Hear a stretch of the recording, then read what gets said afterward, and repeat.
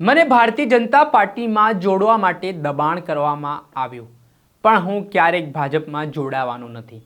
આ શબ્દો છે ડેડિયાપાડાના આમ આદમી પાર્ટીના ધારાસભ્ય ચૈતર વસાવાના, જેઓ મહીસાગર જિલ્લાના સંતરામપુરમાં પહોંચ્યા હતા. જે દરમિયાન તેમણે એક વિશાળ જનસભા સંબોધી અને તેમણે પોતાના પર થયેલા કેસ વિશે વાત કરી. સાથે તેઓ આદિવાસી સમાજના મુદ્દાઓ સડકથી લઈને સંસદ સુધી ઉઠાવશે તે પ્રકારની વાત પણ કરી.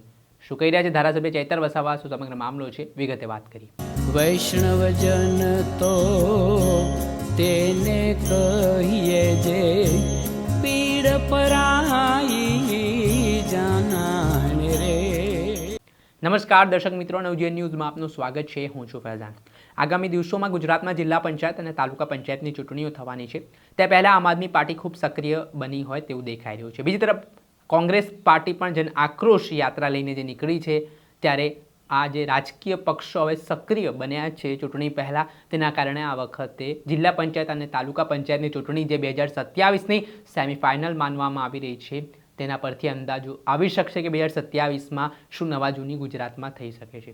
ત્યારે વાત કરવી છે ડેડિયાપાડાના આમ આદમી પાર્ટીના ધારાસભ્ય ચૈતર વસાવાની, જે અલગ અલગ જિલ્લાઓમાં આદિવાસી સમાજ જ્યાં વધારે વસ્તી છે ત્યાં જઈને જે સભાઓ કરી રહ્યા છે. જ્યારે બીજી તરફ ધારાસભ્ય ખુદ આદિવાસી સમાજમાંથી આવે છે અને જે આદિવાસીઓના મુદ્દાઓ તેઓ ઉઠાવી રહ્યા છે, તેના કારણે તેમની સંખ્યામાં હજારોની સંખ્યામાં લોકો ઉમટી રહ્યા છે. ત્યારે મહીસાગર જિલ્લાના સંતરામપુર ખાતે પણ તેમની એક વિશાળ જનસભા યોજાઈ હતી. જે જનસભામાં મોટી સંખ્યામાં તેમણે કોંગ્રેસના લોકોને આમ આદમી પાર્ટીમાં જોડ્યા. ત્યારબાદ જે નળથી જલ યોજનામાં કૌભાંડનો મામલો હોય તેને લઈને તેમણે આરોપો કરવાની શરૂઆત કરી હતી. એટલું જ નહીં, તેમણે ભારતીય જનતા પાર્ટી તરફથી તેમના પર દબાણ થતું હોય તેવા આરોપો કર્યા અને કહ્યું કે તેમને ભાજપમાં જોડવાના ઘણા પ્રયત્ન થયા, પણ તેઓ ક્યારેક ભાજપમાં નહીં જોડાય. તેમણે કહ્યું કે તેઓ લોકો માટે લડતા હોય છે, બોલતા હોય છે, તો તેમને ખોટા કેસમાં ફસાવવામાં આવે છે, જેલમાં નાખવામાં આવે છે. તેમણે આદિવાસી સમાજની 73AA જમીન પછી અનુસૂચિ 5નો જે પ્રશ્ન છે તે કાયમી ધોરણે નિરાકરણ લાવવામાં આવે તે પ્રકારની જાહેર મંચથી વાત કરી. પહેલાં તો સાંભળો ધારાસભ્ય ચૈતર વસાવાને. આજે દાહોદ આપણે મહીસાગર જિલ્લાના સંતરામપુર ખાતે આમ આદમી પાર્ટીની ગુજરાત જોડો જનસભા હતી. હજારોની સંખ્યામાં વિસ્તારના વડીલો, યુવાનો, માતા બહેનો અહીં ઉપસ્થિત હતા અને ઘણા ભાજપમાંથી, કોંગ્રેસમાંથી અને ઘણા બીજી પાર્ટીઓમાંથી પણ આજે આમ આદમી પાર્ટીની વિચારધારા સાથે જોડાયા છે. આજે સંવિધાન દિવસ પણ છે, આમ આદમી પાર્ટીનો સ્થાપના દિવસ પણ છે અને 11/26ના રોજ મુંબઈમાં પણ જે તાજ હોટલ પર હુમલો થયો દિવસ પણ છે, ત્યારે એને વિધિસર રીતે અમે શ્રદ્ધાંજલિ આપીને આગળનો કાર્યક્રમ ચાલુ રાખ્યો છે. મારી સાથે યુવા અધ્યક્ષ ગુજરાતભાઈ છે, યુવરાજભાઈ છે અને એના સ્થાનિક બધા પદાધિકારીઓ છે. કેટલા કાર્યકરો જોડાયા? આજની સભામાં તમે જોયું હશે, આ મહીસાગર જિલ્લો એટલે આખા ગુજરાતમાં નલ સે જલ કૌભાંડનો એપી સેન્ટર. આ જ વિસ્તારના દાહોદમાં મનરેગા કૌભાંડનું એપી સેન્ટર, 73AA જમીનોનું એપી સેન્ટર. હમણાં ઝાલોદમાં એરપોર્ટના નામે જમીનો છીનવાઈ રહી છે. આ વિસ્તારમાં કડણા ડેમ, કાનમ ડેમ અને બીજા નાના નાના ડેમના લોકોને વિસ્થાપિતો કરી દીધા છે. હજુ પણ એમને વળતર નથી મળ્યું, જમીન નથી મળી, હજુ પણ નોકરીઓ નથી મળી. સાથે આ જ્યાં આપણે ઊભા છે એ સંતરામપુરથી એ નગરપાલિકાના કેટલાક આગેવાનો હમણાં રજૂઆત કરવા માટે આવ્યા હતા કે ગટર લાઇનના કામો નથી થતા, સ્વચ્છતાના કામો નથી થતા, રોડ રસ્તાના કામો નથી થતા અને એક નાનું કામ કરાવવા માટે પણ લોકોએ ટકાવારી આપવી પડે છે. ભ્રષ્ટાચાર એટલો બધો છે.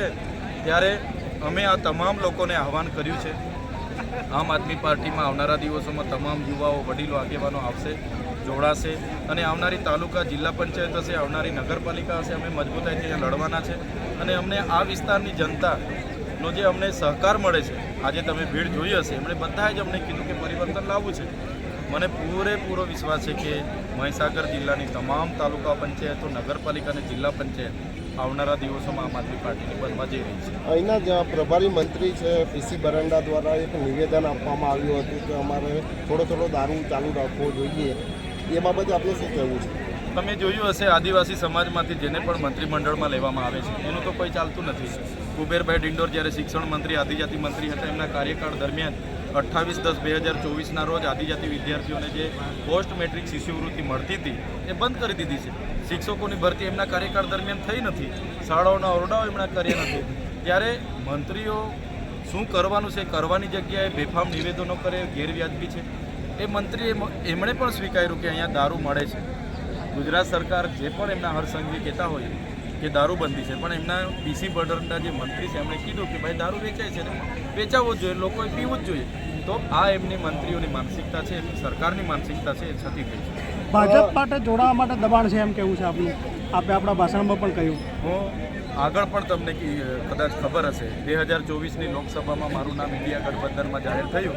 4 વખત એમના પ્રદેશના નેતાઓના માણસો મને લઈ ગયા, એમની સાથે ટેબલ ટુ ટેબલ બેસાડ્યા અને ભાજપમાંથી લોકસભા લડો એવું ખૂબ દબાણ નાખવામાં આવી. મને જેલમાં પણ મારા પરિવાર સાથે 9 દિવસ રહેવું પડશે. છૂટીને અમે કીધું કે અમે તો લડવાવાળા લોકો છે ને અમે લડ્યા. ભલે હું 86,000 મતથી ભરૂચ લોકસભા હારી ગઈ, પણ મને વગર પૈસે વગર દારૂએ એકલા દમપત કોંગ્રેસનો સહકાર મને નહીં મળ્યો, છતાં મને 5,22,000 મત ત્યાંથી મળેલા. ત્યારે હમણાં પણ જે આ જેલનો જે મને જેલમાં જે નાખવામાં આવ્યા સેન્ટ્રલ જેલમાં, એની પાછળનું જે આખું કાવતરું હતું ભારતીય જનતા પાર્ટીમાં લઈ જવા માટેનું હતું. વડાપ્રધાન શ્રી ડેડિયાપાડામાં પહેલાં 30 ને 31 2 દિવસ કેવડિયામાં હતા ને એની બાજુમાં જ 15 તારીખે મારા ત્યાં ડેડિયાપાડામાં આવ્યા. ભાજપના કેટલાક પ્રદેશના નેતાઓએ વડાપ્રધાનશ્રીને ગેરમાર્ગે દોર્યા કે ત્યાં ચૈતર વસાવા છે, આપણે તમારા હસ્તે અમારે જોડવાના છે અને અમારા પર ખૂબ દબાણ બનાવવામાં જેલોની ધમકીઓ મળી. પણ અમે ક્યારે ભારતીય જનતા પાર્ટીમાં જોડાવાના નથી. અમે આમ આદમી પાર્ટીમાં છીએ અને યુવાઓને આવનારા દિવસોમાં આમ આદમી પાર્ટીમાં અમે તક આપવાના છે. અને આમ આદમી પાર્ટી કેવી પાર્ટી છે? તમામ વર્ગને લઈને ચાલે છે.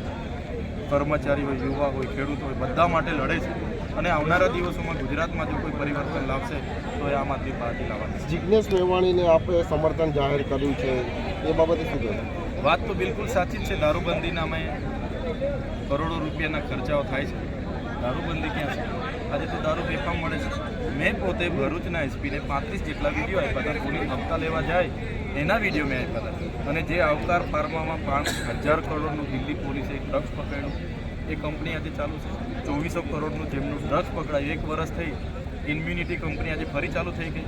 સાયકામાં 1383 કરોડનું ડ્રગ્સ પકડાયું, એ કંપની ફરી ચાલુ થઈ ગઈ.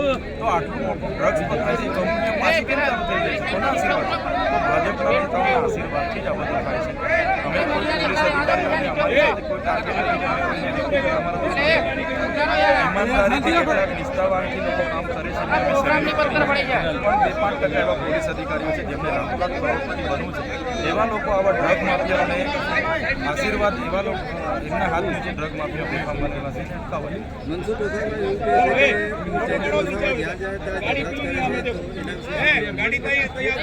વસાવાનું માનસિક સંતુલન આજકાલ બરાબર ચાલતું નથી. ઘડીકમાં એવું કહે કે ચૈતર વસાવા દર્શનાબેન એક થઈ ગયા છે. તમે સાંભળ્યું? હવે દર્શનાબેન ભાજપના ધારાસભ્ય. ઘડીકમાં એવું કહે કે ગણપત વસાવા અને ચૈતર વસાવા એક થઈ ગયા. ઘડીકમાં કે છોટુ વસાવા અને ચૈતર વસાવા. ઘડીકમાં કહે છે કે રીતેશભાઈ વસાવા જે ઝઘડેના ધારાસભ્ય ચૈતર વસાવા એક થઈ ગયા. મારા જાનને જોખમ છે. ભાઈ, તમે 35 વર્ષથી સાંસદ છો, 60 ટર્મના સાંસદ છો. તમારા ગામનો રસ્તો તમે નથી બનાવી શકતા, તો તમે બીજું શું કરવાના છો અમારા માટે? એટલે મનસુખભાઈ જેવા લોકો, એમને અમારી જે મિટિંગો થાય, સભાઓ થાય, અમારો જે વ્યાપ વધે છે એમને ગમતું નથી, તકલીફ થાય છે. વડાપ્રધાનની સભા હતી, 500 કરોડ રૂપિયા એમણે વાપર્યા. ત્યાં પબ્લિક નહોતી, પણ અમે એક પ્રેમથી આહવાન કર્યું અને લાખો લોકો નેત્રંગમાં ઉપસ્થિત થઈ ગયા, જેનાથી બધાને ખૂબ તકલીફ થઈ છે. અને આવનારા દિવસોમાં ખુરશીઓ અને સત્તાઓ જવાની છે, એનાથી એ લોકો ડરી ગયા છે. રાતે ઉઠીને પણ મારા સપના પડે છે. સપનામાંથી રાતે ઉઠીને જાગે છે તો 7 વાર નામ લઈને 2 ગ્લાસ પાણી પીને મનસુખભાઈ હુએ છે. Okay, thank you. આપણે સાંભળ્યા હતા આ ડેડિયાપાડાના ધારાસભ્ય ચૈતર વસાવા. હાલ જેમનું મોટું નિવેદન સામે આવ્યું છે. તેમણે કહ્યું છે કે સડકથી લઈને સંસદ સુધી જે આદિવાસી સમાજના પ્રાણ પ્રશ્ન છે તે ઉઠાવવામાં આવશે ને આગામી દિવસોમાં લોકોની લડત છે તે ચલાવવામાં આવશે. ત્યારે આગામી સમયમાં કઈ રીતની પરિસ્થિતિ ગુજરાતના રાજકારણમાં જોવા મળે છે તે જોવું રહ્યું. દર્શક મિત્રો, આવા જ નવા વિડીયો સાથે આપણે માહિતગાર કરતા રહીશું, એટલે નવજીવન ન્યૂઝ જોતા રહો.